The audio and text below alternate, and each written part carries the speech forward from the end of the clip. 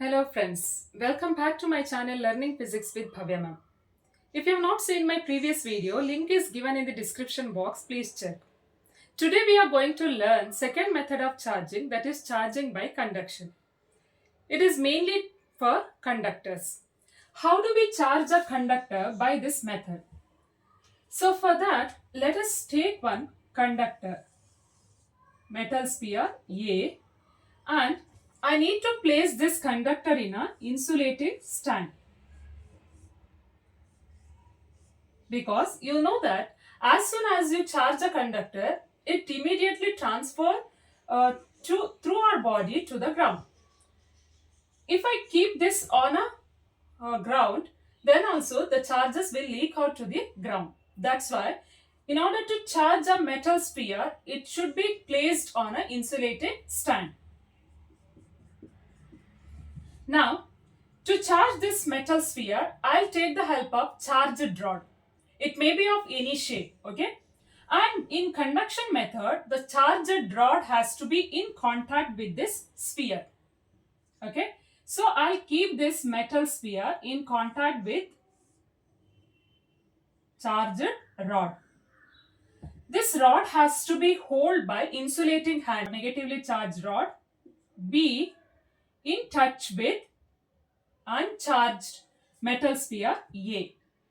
This neutral metal sphere A is not charged, means it doesn't have an excess of charge. As soon as this charged rod comes in contact with the metal sphere A, the total charges, that is excess charges, are immediately distributed among these two conductors. Okay? Why? That is because I'll take one conductor here. Now, when this conductor is charged, okay, either positively or negatively, that charges, excess charges always resides on the surface that I mentioned in last video, right? So these excess charges are being repelled by each other continuously, right? Because you know that like charges repel each other. So these excess of charges always repel. So because of that repulsion, it will move towards the boundary.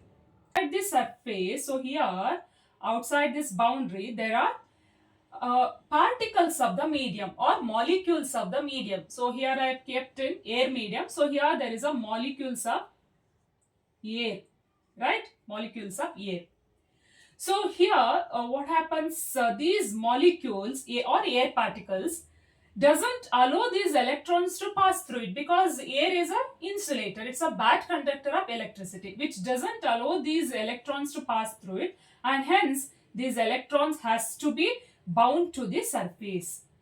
So electron has to remains on the surface, and this is a last position at which electrons are placed. Okay, so this is a last position of electrons. Is it clear? That's why electrons are always remains on the surface because of repulsion. Now, here what happens, I hope this point is clear for you. Now, I'll come to this point. Now, I kept one charged rod in touch with the uncharged metal sphere, and once again all these like charges repel each other. I'll take these electrons which are closer to the metal sphere. These electrons which are continuously repelled by the remaining electrons, and hence these electrons will easily move into the metal sphere A. So that is because it finds easy path for its flow, right? So this is a metal sphere. Conductor allows electrons to pass through it, and hence these electrons can easily pass into the metal sphere, right? Like this, one by one electrons are transferred into the metal sphere A because of repulsion of remaining electrons. So as these electrons are moved into the metal sphere, the number of electrons in this charged rod decreases, and force of repulsion also goes on decreasing.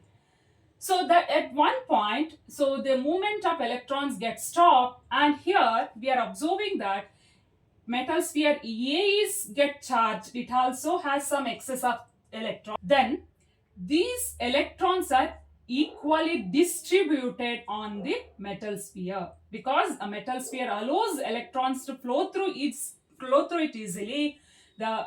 If you remove this conducting rod, then charges are immediately distributed among this metal sphere A. Like this, you have charged one neutral metal sphere by taking the help of charged rod. Okay, this is one process. I hope it is clear. Now, to charge this metal sphere in positive way, what we need to do? I'll consider metal sphere A and I'll place it on the insulating stand. I need to charge this metal sphere A positively, right? So that's why I'll take the help of charged rod. See, as I mentioned, this rod may be of any shape and any kind of charge it may be having, but to charge this positive, I need to take positively charged rod. Okay, positively charged rod. Here we are not bothering about the amount of charges. We are just taking the kind of charges. What kind of charges we need to add? Okay, so here we need to add positive charges onto this metal sphere A. That's why I'll take the help of charged rod B, which is positive, right? Now, once these two are in touch, then here there is a valence electrons which are attracted towards this positive, and hence valence electrons are moving, transferring from A to B. As this metal sphere A is deficit of electrons, then here there is a positive charges, right?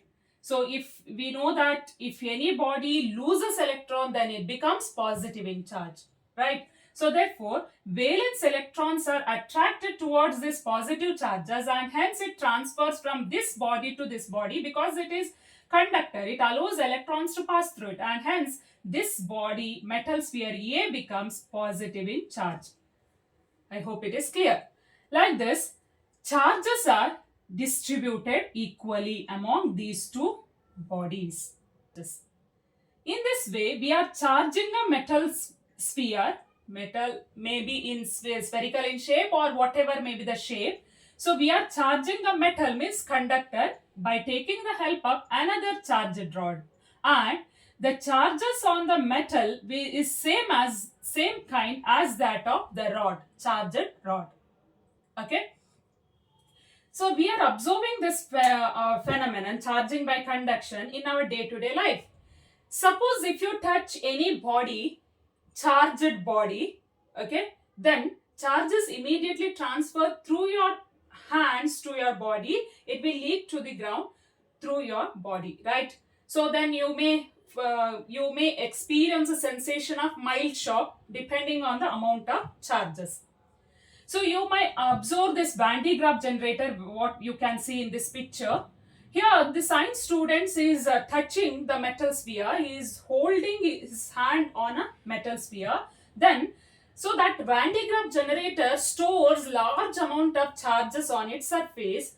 So once if you touch that, then charges immediately transfer through your body and hence it transfers through hair, and hair strands are separate each other because as these charges passes through our body, like charges repel each other and hence the hair strands repel each other. So that's why you can see this. You can see that in this picture. So hair strands are separate each other, right? Like this, one can charge a conductor by touching charged rod in contact with this. So if you like my videos, please share, subscribe my channel. Thanks for watching.